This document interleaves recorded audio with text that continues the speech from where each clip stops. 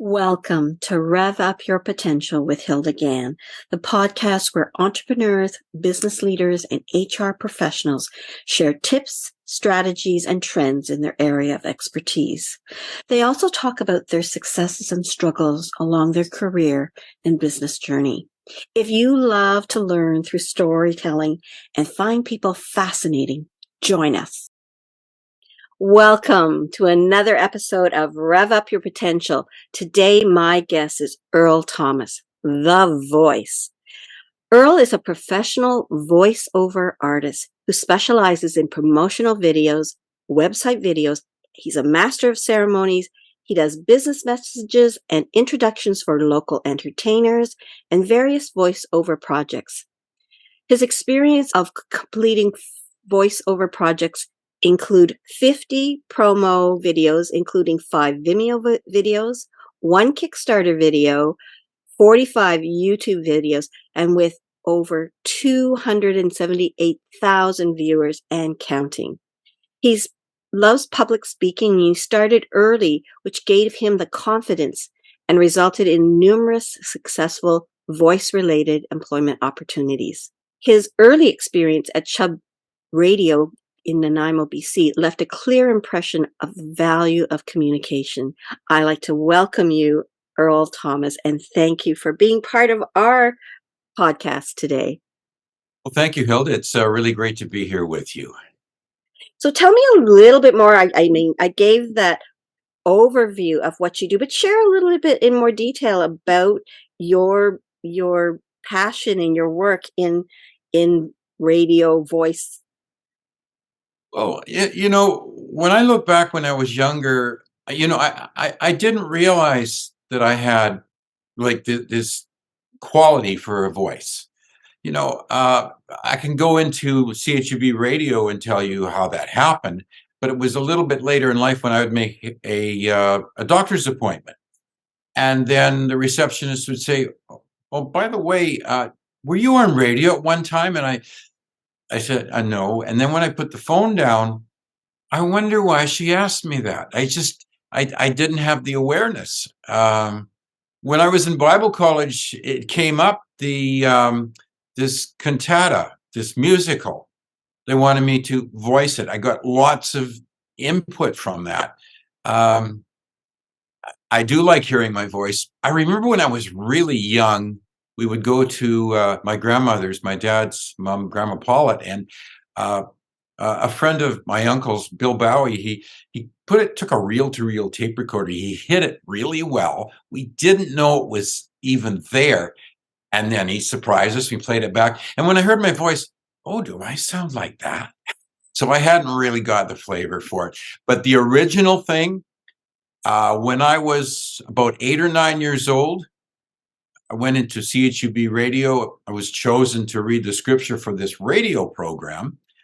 And at the same time was going on, we were getting set up. And Gene McCormick was doing his radio show, the Top 40 radio show, rock and roll in the late 50s. Man, this guy was energized. He was really loving what he was doing. My first taste of radio, and I think that's when it all began. So you said, I want to be like that. I want to do this.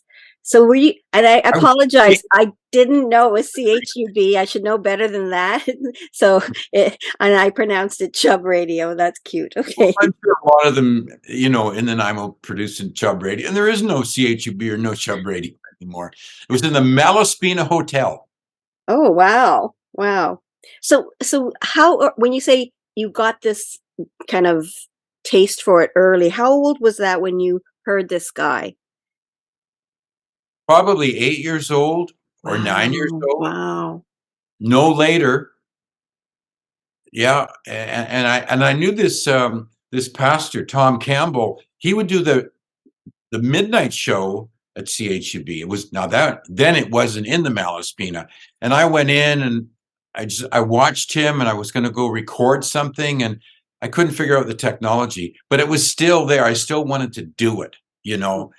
I listened to CKLG and C-Fun Radio. They were in Vancouver, and just listening to the disc jockeys and the music. When I was 15, 1965, you can just imagine being on the radio. wow. Yeah, I was just like, You have this gift of voice, but what is it about it that attracts you? Your voice, the technology, like the action. What gives well, you that joy? it's not the technology, because technology is such, it'll bite you really hard, really difficult. It's doing it, it's feeling it. When I listen to some of my older tapes, as far as auditions, some of the older work, and then when I do it now, I was doing some auditions, and I was actually getting the take. I like to do two takes, and I was getting it right away. Hmm. Uh, and that's because I do it in the morning. I don't like to do anything later in the day, because the brain is tired. The brain is really connected to the mouth, and it's just it really flows. But I like giving the emphasis and just where it needs to go, and I love even talking about it. I go to networking events, and I'd say, well, before the pandemic, and I'd say, well, I did it again. I'm the last person to leave, or the second to last. I get talking to people about voicing and voiceovers and radio. And yeah, I mean, when Carl and I first started talking, we talked, not podcasting, we talked So about for radio. people, who is Carl when you're referring to Carl? Carl Richards, who's the podcaster mentor. And we'd start talking about radio and Toastmasters, and then said, well, maybe, Earl, we should talk about podcasting. Do you think? Oh, yeah. Okay, let's do that. And I love talking about podcasting today now, too, Now because, you have your own podcast show. You want to tell us a bit about that? yeah, I'm in my third season. It's called Voice Power. It's like a double purpose. The one purpose is topical, about voiceover. I started off with my first one about my years in radio and voiceover and how it relates. And then I bring the interviews in. I've done more interviews in season 2 and season 3, because I like to bring quality content for my listeners. And it's really been amazing. I've been busy, January. There's always stuff to do. And what I did before in season 1 and season 2, I'd go into my connections, and I'd be sending, out to my connections the links. I haven't had time to do that. And guess what? One day I got 52. Another day I got 32. I've been doing absolutely nothing and just producing good quality. So you never know what's going to happen in podcasting. I How do mean, you, and love by it. that 3252, you mean people who tuned in to listen to your They podcast? download it. Yeah, they show it in the podcast in the Buzzsprout. You click on the 30-day, and then they'll show you, all the waves and how many on each day. What do you Yeah. think you owe to that number of podcasts? Well, You're currently in your third season, and those are really good numbers for where you are, right? yeah, I'm pretty sure that it's got to do with consistency. It was every week, and if I missed a week, I would play an old podcast. I would play a podcast sound clip if I had an interview, and the next week the interview. So yeah, it's consistency. People are aware because you're constantly there. Where are you putting the little clip? So I presume the clip is something to introduce the podcast coming next week. Yes. What are you putting it on social media? Where? Yeah, I put it first on LinkedIn, then I copy and paste it and put it into Facebook, then my Facebook business page, onto Twitter, and then a networking group I go to called Connect and Collaborate. And I get lots of likes all over those. And I didn't even notice some on Twitter is a little different, because if you get too many words, you have to edit it down. Yeah, for Usually sure. a clip, you don't have as many words, but when I do the posting for Twitter for the actual interview, oh, it's a lot there. I don't know why they do it that way. So, Earl, you are, gifted. You have this beautiful voice. You are in the business of using your voice to sell it to companies who want to buy it. Can you give us some tips and ideas that would help other people who maybe they're voice artists and they want to get into the voice artist business, but maybe they're just a CEO or somebody that's got to present to people and they want to do it in a way that's convincing, confident, and effective. What tips would you give us who are listening to you on how to make that voice more impactful? Okay, there's two segments to this question. The first segment is somebody who wants to get into voiceover. The first thing you have to do is to be able to accept rejection, because there's lots of competition before you land something. You also have to have a professionally done voiceover demo. I took consultations from a course that I took from Kathy Wesseluk, and I went into those consultations after as an option. And then I was ready to go out and do that.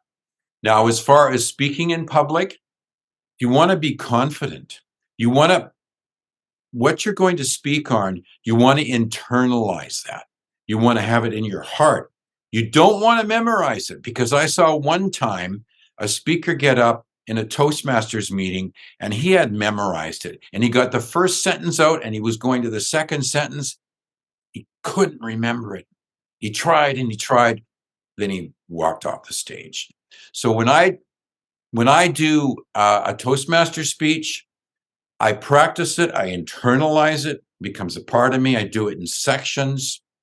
You also want to know where to put the right emphasis, and you don't want to be, I'll say it for you. You don't want to sound monotone. You want to have some expression. Do you get what I'm saying? Absolutely. You need to do that because, I like to inflect. I like to, it's an instrument that can produce good. You don't want to play a C note when you're a piano player all the way through. The people would walk out. Can't stand it. They get a headache. And sometimes you want to have pauses to emphasize something and then Yeah. say the emphasis slowly. And that's the drama. And sometimes when we're novice or inexperienced, we just want to get the words out, and it does show. I remember going to my first conference or workshop, and this person was introduced as an expert in emergency care. And so that should have given her credibility. But when she got up there and she started reading from her notes, she lost all credibility. I mean, she could have still had that expertise, but the fact that she could not say it meant to me that she didn't have the confidence or the knowledge to be able to speak in English on her expert subject matter, that she needed that piece of paper to read it. So again, it was boring because she was reading it. And secondly, I had no trust in her credibility because she couldn't speak with fluency in that language. You know what I mean? I want to add something to that too. Please. Yes. Joining Toastmasters is a real help because they will evaluate you. You'll get better. Actually, when I went to Toastmasters, I went to Speaker Showcase. I didn't know it was a Toastmasters event. I love public speaking. Oh, Saturday morning. Oh, yeah, I'll get up this Saturday morning. And it was just a lot of fun. And so that day I joined to take my speaking level to a higher level. Well, through Just Pros, I've actually gone to City Hall and made presentations. I've done stand-up comedy, at podcasting. I love it. I mean, and we have a thing in regular Toastmasters where the table topics, like it's 2 minutes or 2.5. We're an advanced club. It's 15 minutes for us. Wow. And so when I'm I was in a contest recently. I wasn't nervous because I'm just getting started and warmed up. And there I see the yellow light and the green, the yellow, and now the red. Oh, I better wrap it up. Because they usually give you a minute warning, 30-second warning. And if you go past the red, that's it. And anything else you say is gone. And now you've lost your summary words. Just for Yeah. people, table topics is where you pick a topic and you don't know what it's going to be until the very last minute. And now you have to speak on that subject matter for Yeah. a non-advanced club, 1 to 2 minutes, and for an advanced club, like you said, 15 minutes. My Yeah. husband and I had our own engineering business. Many of my regulars know that. And one of the things we decided to do was we actually decided to start a corporate Toastmasters club. Uh, in being in engineering, transportation, you are in front of the public a lot. You are sharing information, explaining, this is going to go in your backyard and you're going to love it, right? So we're teaching our staff how to say it nicely. And it was probably the best thing that we did for our company because our young staff learned how to get comfortable with preparing a speech, crafting it and presenting it, and then doing these impromptu table topic discussions because then they gained confidence. And I would watch them start off with, hesitancy and stuttering and not knowing what to do and saying ums and ahs and twirling their feet or thumbing their fingers. And they would learn to break those habits because we would support them and give constructive criticism. So you're right. Belonging to a Toastmasters club is really, really a good investment. And thanks for sharing that tip. Can you share a defining moment that you that has shaped your life and your career? Oh, there's quite a few moments. I almost go back to CHUB Radio because it gave me the beginning uh, of wanting to, use my voice, for more than uh, a few minutes, to spend, well, a defining moment. Okay, here we go. I took the Stand Up for Mental Health course Mhm. and stand-up comedy using mental health or stand-up comedy to deal with mental health issues. I have depression and it really helped. And part of the course is about 3 months in, we do our debut in that coffee shop at Boundary in Hastings. And then in the graduation in 6 months, we go into Yuck Yuck's Comedy Club, where there's Wow. like a full room. It was just amazing. I mean, it's on my YouTube channel. And on both of those, I have my jokes prepared. And some of them, they have they see it in front of them. But I'm in Toastmasters, so I figure I'm going to do it. It's just going to come. It's going to flow. And one joke on the debut, and one joke at Yuck Yucks, the punchline didn't come.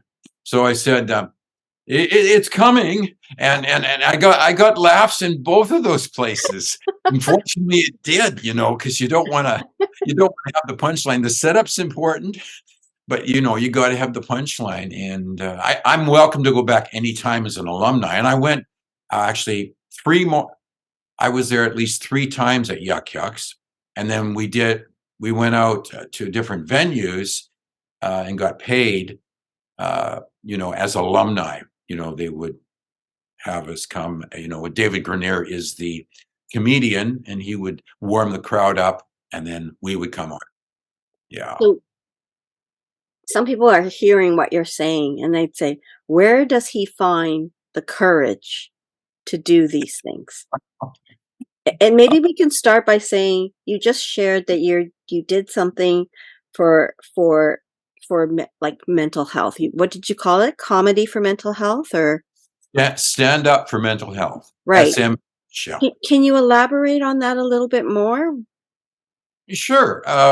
Well, my comedy was based on things that happen in normal life. Hmm. And so I would write these out, and then we would go in on Fridays, and we'd have David Grenier, the comedian, and the whole group, maybe 10 or 7, and we'd give feedback, and then we would practice it there. And of course, David said, "Well, Earl, you don't have to need to worry about voice projection.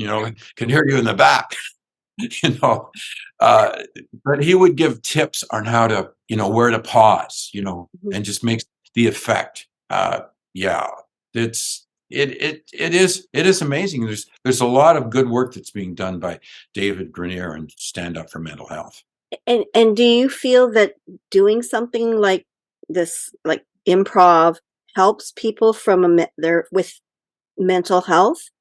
And how Yeah. so? How so? Yeah, well, David said, when they do this, when they go up there, they do that, then they know that they can do anything, that nothing really can stop them. And the depression thing is, I have a depression speech, was called "Hope Through Depression with Mhm. Focused Action." And I've had days where I felt lousy. I didn't really want to do anything, and then I had a decision to make. I made the decision, and I got this energy, and then I was able to do something else and keep moving and keep moving, because that's the problem with depression. It stops people from moving, and it gets them stuck, and you don't want to be stuck. You can always go further. And this helps you? This helps you? Yes, yes. As a matter of fact, that book, "It's Your Time" by Joel Osteen, he tells, he's a pastor in Houston, but he works out a lot. He's very physical. He was in the Midwest, Colorado, and he's hiking up this mountain. He's thinking he's going to get there sooner, and he's starting to lose breath because the air is higher. Yeah. And a few moments, he stops, and there's this older man. He's coming down from the mountain. They don't have a conversation. All that older man says is, "You're closer than you think." And Joel started up again, and he made it to the top in about 5 to 10 minutes. And that really had an impact. Yeah. And so I have struggles in my voiceover business, and I have to remember that I am closer than I think. And that what my mom said years ago, this is one of her quotes, and I wish I'd questioned her on and asked her how it came out in her life. But uh, if there's a will, there's a way. And I've definitely got the will. I'm going to make the way. Yeah. Because recently, in a networking event, Connect and Collaborate, I was encouraged about audiobooks, Audible. So I went and I signed up after a couple of weeks on my list. And the other day, well, what have I got here? There's a response, there's a project. And then I look up and I see this. Oh, that's Audible. Because you see, I did one project that was segments of an audiobook, because the audiobook, I guess it had corrupted or whatever. And John sent me the voice of those that were in there, and I would listen to it, and I did those. And then when I went to do the profile, I went and searched for those audio files, and I put it in there.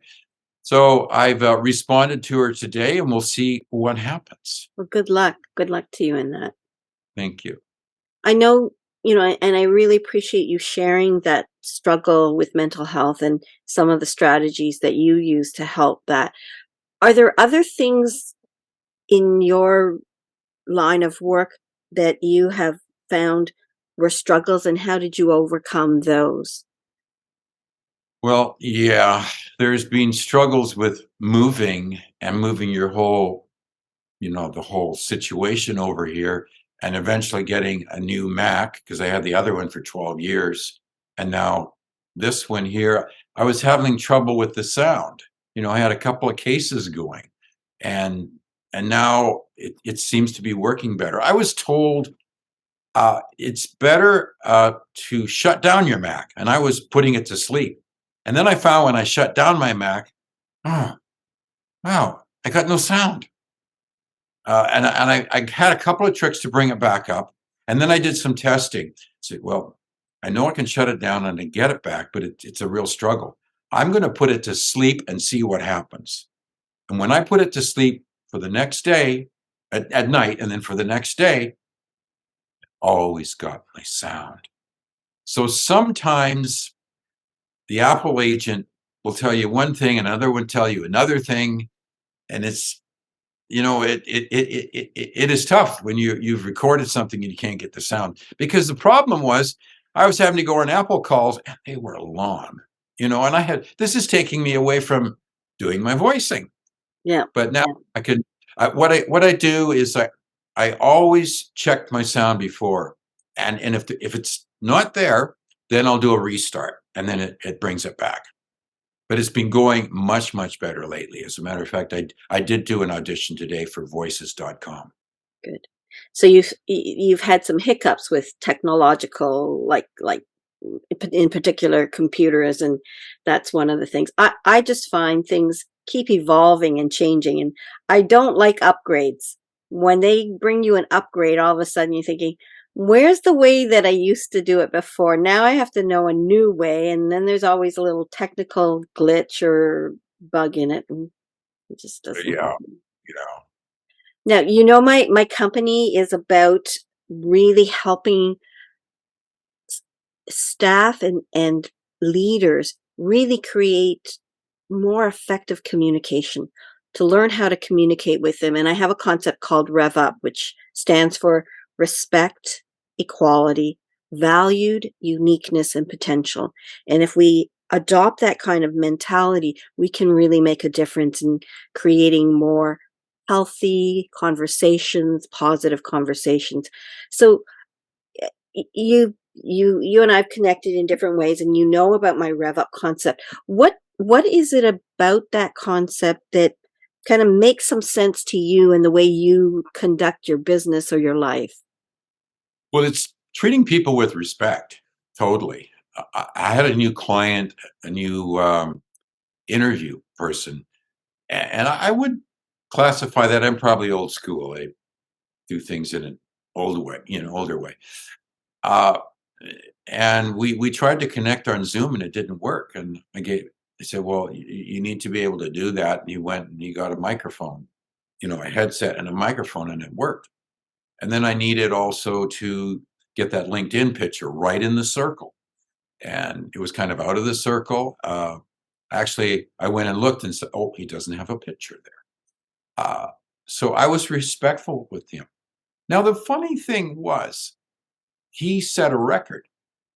I will publish my, that interview. Like I do, first of all, I'll do the sound clip, and that's the week before. So it's not even published. And I'd done the sound clip. I hadn't published it, and he was up to 19. He actually got up to 25 before it's not even published. I haven't even posted it. It's just, people will surprise you. It's just amazing. He knows how to market, and he's been doing it for 20 years. And it's close to you. I discovered him because I went to a networking event, and I hadn't heard of this before, but he was helping others. And I was sitting there thinking, oh, this person will be a good interview. Yeah. I've never had to go on any site to look for guests. They appear. And yeah. I know I find it very, very interesting. I think you asked me, what do you like about podcasting? And I said, I get to find these interesting people and bring them on and introduce them to my listeners and my viewers, because I find people fascinating, and I find each one of us has a story. It's interesting you shared about, the fact that you took up stand up for mental health. And I'm a nurse by profession in my earlier career. And I was at a gala last night. It's called High Notes Avante. And the person created this charitable organization focusing on mental health and people who have suffered, depression or some similar situations mentally. And it is through music that she helps bring people back. And so they had a gala last night and had a variety of different entertainers, some who had suffered mental illness at some point and came back, having not been able to entertain for a while. They fought back to a place where they could resume some. And so listening to some of this talent last night, so I really appreciate that you shared this with us as well. And I think there is something to be said for finding ways to really uplift yourself, because depression is hard. But as we're getting better and better at communicating it and saying you're not alone, we need to talk, we need to support each other. This is really, really, really good. Thank you. Thank you very much. Any other advice that you would give to our listeners based on, what I guess you help some people do when they're trying to improve their voices or hire you even? What kinds of tips and strategies would you give us? Well, you've got to be consistent with it. You've got to set certain times. By joining Toastmasters, of course, there's opportunities that come up.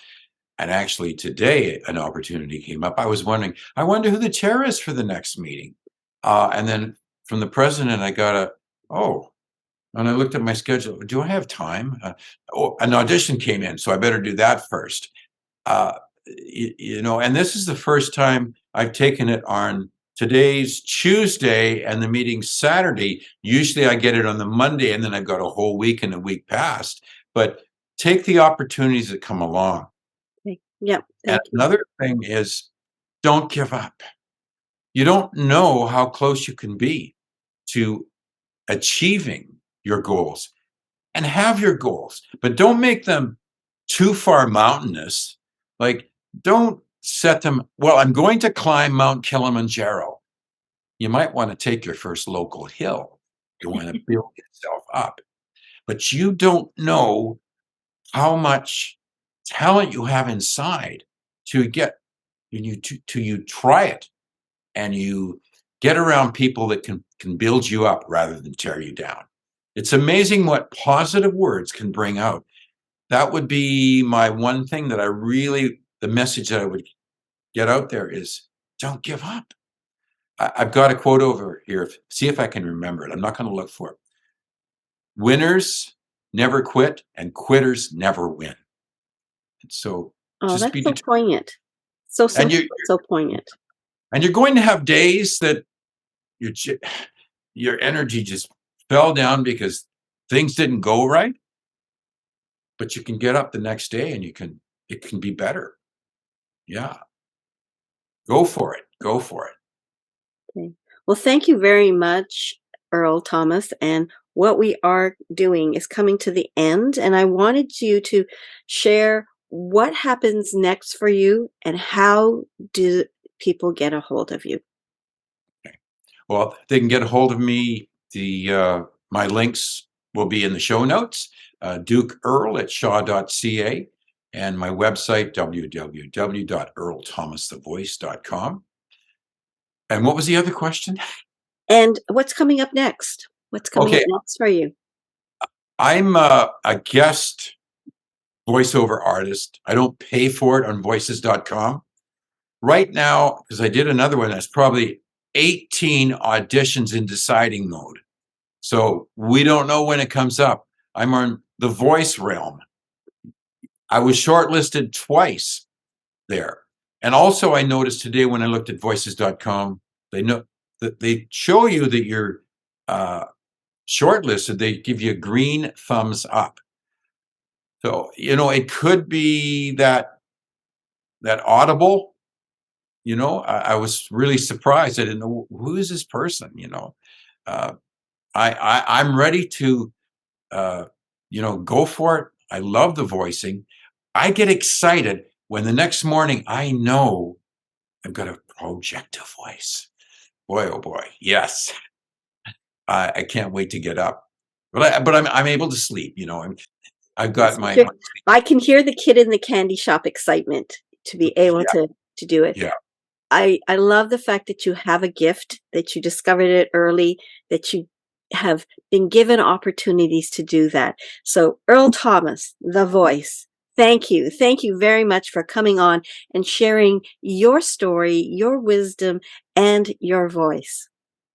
Thanks for having me, Hilda. It's been a pleasure to be with you. Great. And thank you again.